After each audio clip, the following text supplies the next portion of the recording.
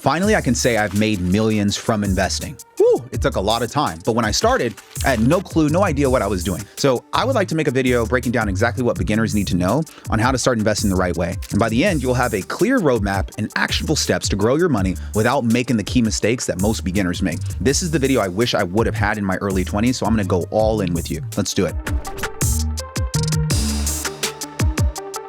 All right, guys, let's talk about how I discovered investing. When I was at college at the University of Cal Poly San Luis Obispo, I made a lot of new friends, and some of them were very wealthy families. I would go to their houses on winter or spring break or during the summer to visit, and the topic of money came up often. I learned that my friends' parents had many different investments and were constantly looking for ways to build their wealth through investing. And many of my friends had already started investing money in college, even though they weren't out of college yet. This was foreign to me. I thought this was amazing. Learning about using your money to make more money and grow your net worth, man, why not? So I was instantly hooked. Why? Because the young version of Karlton was like, dude, I want to be rich someday. So I started investing on my own. And when I first started, I made so many mistakes, guys. I cannot wait to go into this video with you. The guide that I'm about to give you is designed to help you prevent making the same mistakes I made and help you get ahead faster. But keep in mind, this is not financial advice and I'm not a financial advisor. So here it is, my step-by-step guide to help you to start investing as a beginner. Let's do this. Number one, open up a brokerage account. Your brokerage account is an investment account for you. It's going to allow you to buy, sell, and hold things. These different types of financial assets like stocks, bonds, ETFs, and mutual funds, that is what it's going to hold. Think of it like a bank account, but instead of just storing money, it gives you access to the financial markets. So when you open up a brokerage account with firms like Fidelity or Schwab, you can manage your investments, track your performance, and execute trades in one place. Some brokerage accounts also allow for retirement-specific options like IRAs, making it a little bit more versatile for both short-term and long-term financial goals. But essentially, a brokerage account is just your gateway to growing wealth, giving you the tool and the flexibility to make informed investment decisions and build a portfolio that aligns with your financial goals. That's step number one. Now, step number two is you're going to start with extremely low risk, extremely broad market index funds. Karlton, why? Because you're not getting rich right now. When I first started out, I was YOLOing into individual stocks, many of which proved to be highly volatile. Some of these made money, but many of them didn't. So I felt risk and I took my money out after losing money. When you get started, you need to understand something. It is better to start out with investments that are very low risk and are very safe. Some of the safest and lowest risk investments you can make are broad market index funds. I want you to think S&P 500 and other major market indices like the NASDAQ. These examples include SPY, which tracks the S&P 500, VOO, which tracks the S&P 500, QQQ, which tracks the NASDAQ 100. These investments have average annual returns of around 7 to 10% over the long term, making them a reliable way to grow wealth steadily without you having the stress of picking individual winning stocks or trying to time the market. So if you want to invest into one of these funds, they're called funds, you'll search for the ticker symbol SPY, VOO, or QQQ on a brokerage account. When you find it, you type in how many shares you want to purchase, you click buy. Starting with index funds also teaches you important investment habits like thinking long-term, avoiding emotional decisions based on short-term market swings, and then once you gain confidence and experience, you can graduate and explore other types of investments. But building a strong foundation with low risk funds is one of the smartest ways to begin your journey. Before we move on, if you make at least multiple six figures and your tax strategy has not evolved, your income is being subject to overtaxation, there's a good chance you are overpaying, and my company Tax Alchemy would love to work with you to do something about it. We work with high income earners just like you to implement sophisticated IRS compliant tax strategies that can legally reduce your tax bill by 50, 80, even 100% if you follow the rules correctly. If you want to find out what that could look like for you, click the link in the description below. We'd be more than happy to schedule a call with you to go over the options that you have available. Now back to this video. Now that you got step number one and number two done, let's jump to step number three. I want you to start considering adding some blue chip stocks or ETFs tied to blue chip stocks. Blue chip stocks are shares of large, financially strong, well-established companies with long track records of profitability. Think Apple, Microsoft, Google. These companies tend to be the leaders in their industries. They generate consistent cash flow and they pay dividends. While no stock is risk-free, blue chips are generally considered more stable than smaller speculative companies. If you don't want to pick individual stocks, you can invest in ETFs that hold multiple blue chip companies at once. For example, there's an ETF that tracks the Magnificent Seven, which includes companies like Amazon, Nvidia, Tesla, and the other ones that I mentioned earlier. Now, this reduces your risk compared to buying just one stock because your investment is spread across multiple blue chip stocks.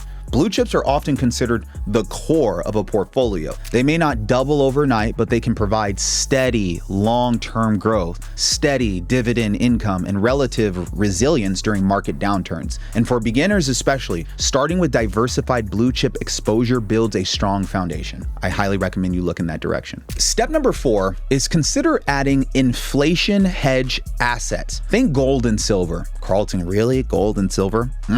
Let's talk about it. Inflation is reducing your purchasing power every single day. Assets like gold and silver have historically been used as hedges against inflation and currency devaluation. During periods where the dollar weakens or prices rise rapidly, precious metals frequently hold or increase their value. You don't necessarily need to store physical bullions in a safe, but investors gain exposure through ETFs that track gold or silver prices, making it a little bit easier to buy and sell with a brokerage account. Now, these assets typically don't produce income like stocks, but they can provide diversification benefits when markets are volatile. And precious metals often have a low correlation with traditional asset classes, meaning they may move independently from stocks and bonds. This can help smooth your portfolio returns during economic uncertainty, geopolitical tensions like the ones we're facing, or financial market stress. Step number 5. Let's diversify with real estate now. Real estate offers powerful diversification benefits because it behaves differently than stocks. Rental properties can generate monthly cash flow, while property values may appreciate over time. In addition, real estate often benefits from inflation since rents and property prices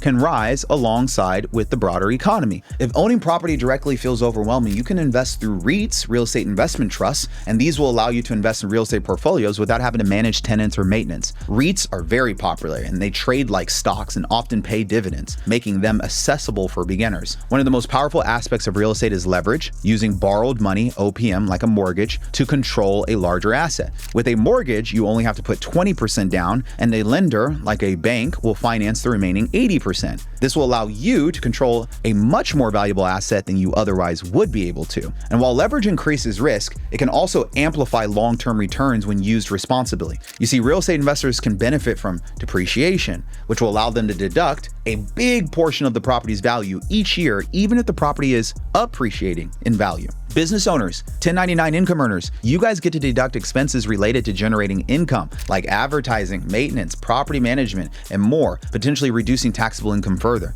With proper planning, investment losses can sometimes offset capital gains. Yes, and other real estate strategies can offset portions of your active income. However, tax strategies should always be reviewed with a qualified tax professional to ensure compliance and optimization. You can watch this video right here to learn how my wife and I use real estate losses to offset our active forms of income. Real estate is a massive part of my portfolio. I'm currently using real estate to offset me and my wife's self-employed income. I can't get enough real estate, guys. I love it. It provides cash flow, price appreciation, powerful tax advantages. Even in uncertain times, I'm still buying real estate. The trifecta of benefits makes real estate just so difficult to beat from an investment perspective. My wife and I own a real estate portfolio with around 30 units right now, and we plan to keep growing this for the next couple of decades. All right, guys, let's jump to number 6. Reserve a small portion for higher risk investments. A small portion. When I say a small portion, typically under 10%. High risk investments can often provide substantial upside, but they can also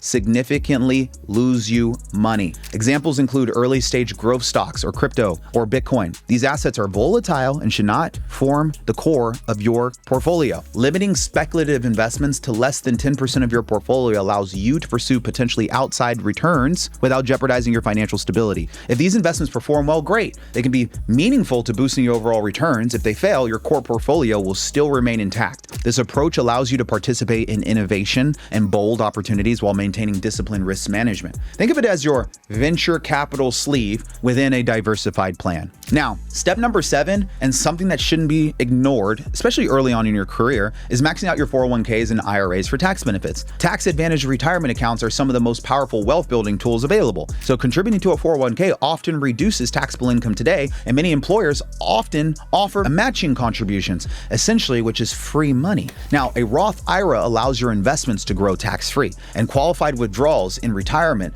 are also tax-free. Pretty awesome. This can be incredibly valuable if you expect to be in a higher tax bracket later in life. Maxing out these accounts annually accelerates compound growth while optimizing your tax efficiency. Over decades, the tax savings alone can add tens or even hundreds of thousands of dollars to your net worth. That's awesome. Now, let's jump to step number 8. Let's keep investing. One of the biggest things that people stop doing is creating consistency. Consistency is one of the most underrated factors in the investment world. Contributing regularly, whether markets are up, down, smooth, flat, volatility is going to happen. Have you heard of dollar cost averaging? Trying to perfectly time the market, top or bottom, is nearly impossible, even for professionals. Investors who wait for the perfect moment often miss strong market recoveries. So, staying invested allows compounding to work uninterrupted. As the saying goes, time in the market beats timing the market. The longer your money stays invested, the more powerful compounding growth becomes. Patience and discipline often outperform brilliance and bold predictions. So start early and stay consistent.